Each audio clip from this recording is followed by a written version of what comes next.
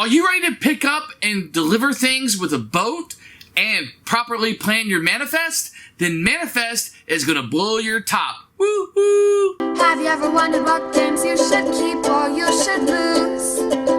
Find out here at Purge Reviews. Manifest is a shipping game about picking up and delivering resources across the board. The game comes with two ways to play. The first way is more of the gateway or introductory way, where it's playing a random card, and you have to kind of manage what that card does. Or you can do the deck building version, where you have cards that you can purchase as the game goes on, and kind of solidify it to your taste in the way that you want to play the game or what you think you're going to need long-term and short-term.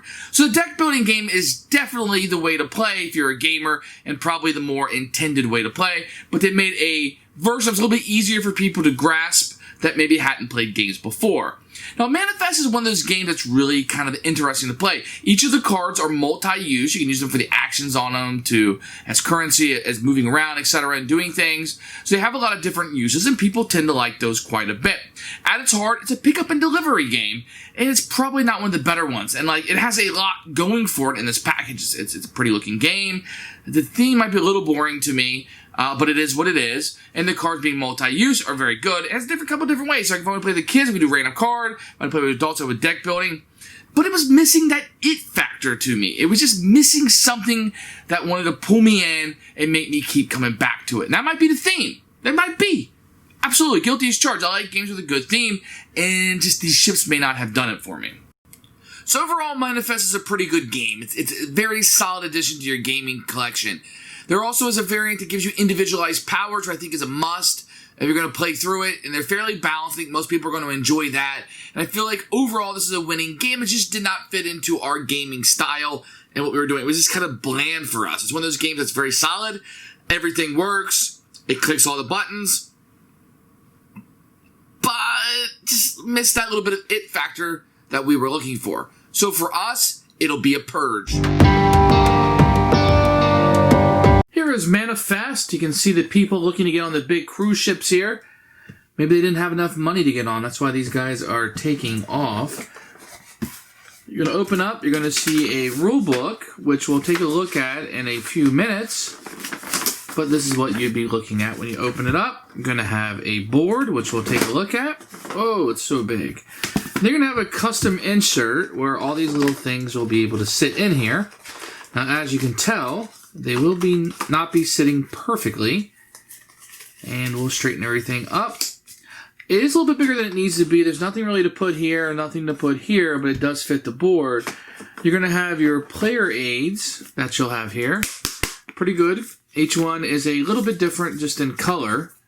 You can see that there. You're going to have these meeples, these little ship meeple things that you'll have. You'll have some custom dice. You can see the skull and crossbones. And then you have cards. The cards are pretty good quality, not too bad. I think everything in here is fairly well done. Let's take a look at this board, and then that'll be the last component that we have. And as you unfold it, you can tell that this thing is huge.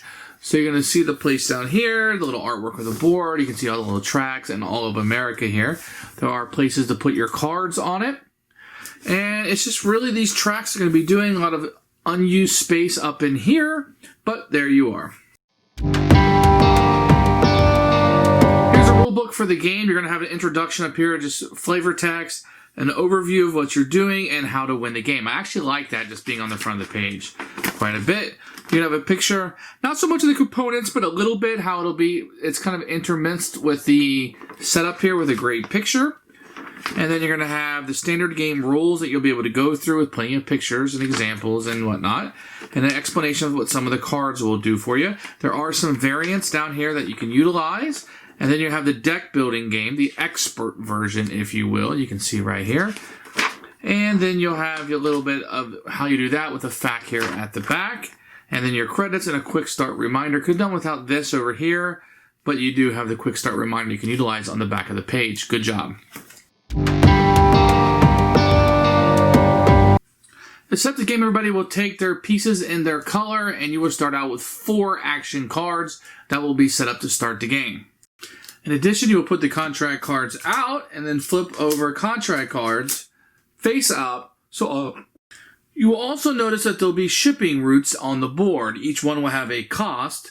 This one says 4, 4, 3, 2. That will be signified on the board. Each player will start with 3 contract cards, a 1, a 2, and a 3.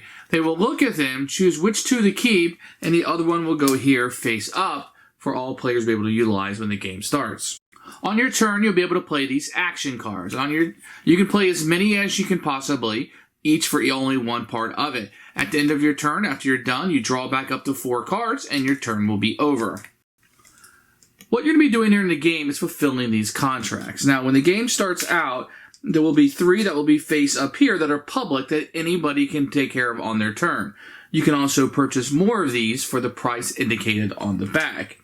What you're attempting to do is fulfill it. So I'm going to take a green cube to Sydney. If I'm able to fulfill that, I can turn this in and score victory points for doing so.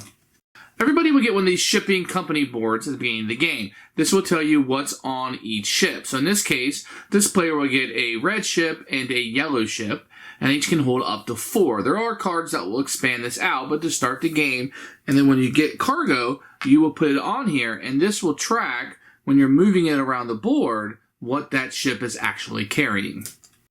If your ship ends up at a port that shows that colored, you can pick up a block there for $1, and then you'll be able to put it on that colored ship, just like this, holding up to whatever capacity. Now you can have different colors on here, that doesn't matter, but you go to a port, you pay your $1, and now you have it on your ship. One of the things these action cards will do will allow you to move your ship. So if I wanted to move here, this would be a cost of 4. This card only allows a shipment of 3. So maybe I could combine these 2 cards and move it 5, which would go over here. Now I can continue to move if I was using other ones. So here is another 3 card. I can continue to move if I so choose. If I stop at a port to take a port action, I would lose whatever remaining points I had left of movement. Now, you also have these red lines that you'll see across on the board. These are pirate attacks. When you go over a pirate attack, you will roll both of these dice, and you will lose any cargo you have on that spot. So if I had a cargo on 2 because I rolled a 2, I would lose this cargo into the water. If it was on 1 and I rolled a 2, it is now safe. If I happen to roll both of these crossbones, then my entire ship would sail, and I would lose all cargo on here. These cards will also give you money that you can see that you can spend, $4, $1, and you can discard a card to spend it for its cash equivalent. In addition, you can use it for these powers at the bottom. So in this card, hide or reveal public contracts by reordering them. You may leave 1 space empty. Double movement for 1 ship. Move points on this card are not included. Win stops if you do port business. Swap a private contract from your hand with any of the public ones.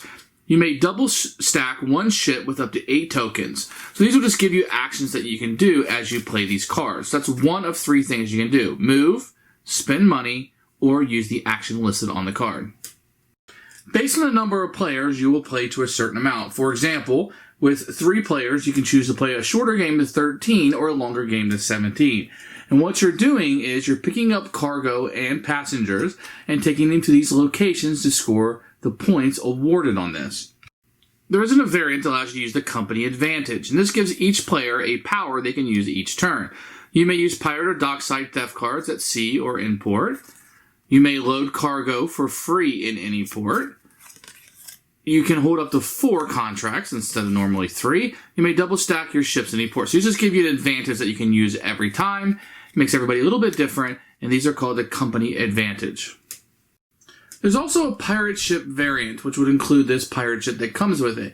And basically, whoever loses cargo first on one of the pirates gets to take this pirate ship.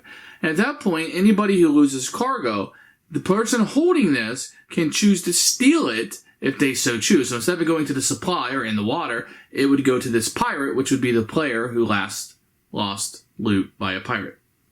I don't want to go into this too much, but there is an expert game that takes the action cards out of the game and supplements them with these deck building cards. And when that happens, everybody will start out with their own deck starter kit in their color, and you'll be able to utilize this to build more cards through the deck building mechanism. So at the beginning of the game, you'll just have these cards, and you'll be kind of stuck with these as you're playing the game. You can purchase additional cards for a cost of $3, which will be put into your own personal discard pile.